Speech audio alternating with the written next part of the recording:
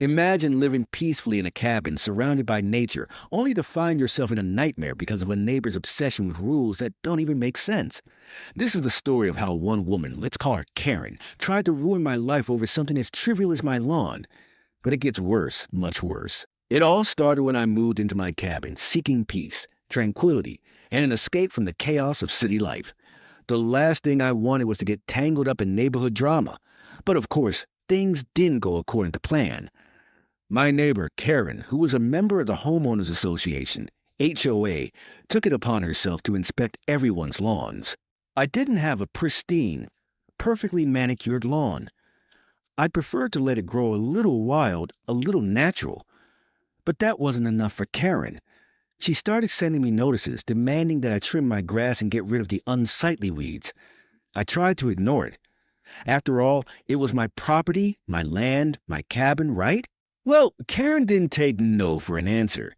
She escalated her complaints to the HOA, and soon I started receiving fine after fine.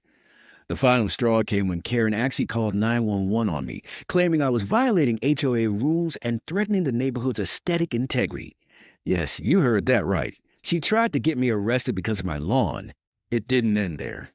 I found out that Karen wasn't just a stickler for lawn care. She had a history of bullying other neighbors, using her position in the HOA to get what she wanted.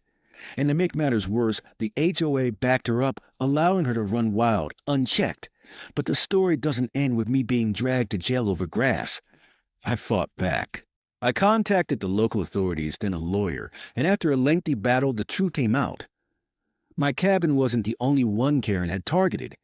In fact, her HOA was under investigation by the federal government. Karen's abuse of power was so extreme that it had drawn national attention, and soon she wasn't just facing a lawsuit, she was facing charges. What started as a petty lawn complaint turned into a battle that put Karen and her HOA under the microscope. And while I may not have gotten the peaceful cabin life I originally wanted, I did get a victory that sent a clear message. No one gets to bully you over trivial nonsense, especially not when you stand up for what's right.